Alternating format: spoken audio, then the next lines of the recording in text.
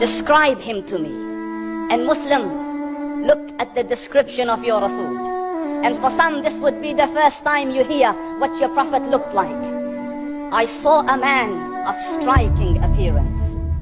ظاهر الوضاء أبلج الوجه, radiant face, حسن الخلق, beautifully created. لم تعبه السجلة, his belly wasn't protruding. ولم تزر به السعلة, nor was his head disproportionate and small. وسيم قسيم, proportionate and delicate, finely made, a specimen of a creation. في عينيه دعج, in his eyes there was a contrast. The dark was immensely dark, the white was excessively white. وفي أشفاره وطف, and his eyelashes were long. وفي صوته صهل, and in his voice was a natural echo. وفي عنقه سطع, and his neck was elegantly long. وفي لحيته كثافة, his beard was full and thick. أزج أقرن, his eyebrows were arched, but they were not joined, it was separated. In صمت فعليه الوقار, when he was silent, dignity covered him.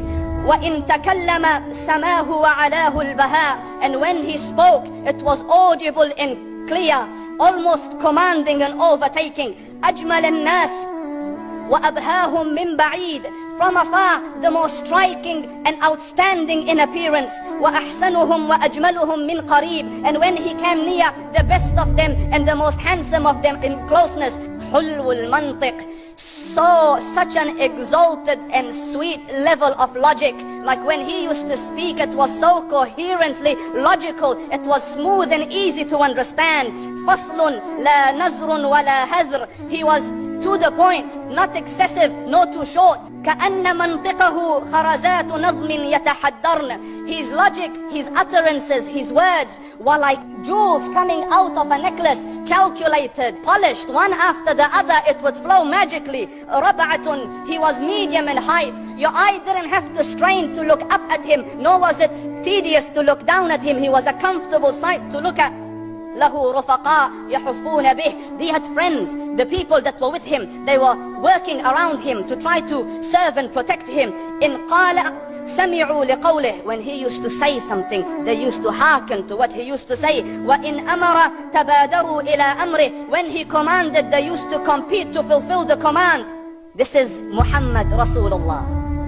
This is Muhammad Rasulullah. Anas ibn Malik says, he says, I came out one night, it was the full moon night. And I looked at the moon, and in the desert, understand, the moon is an awesome sight.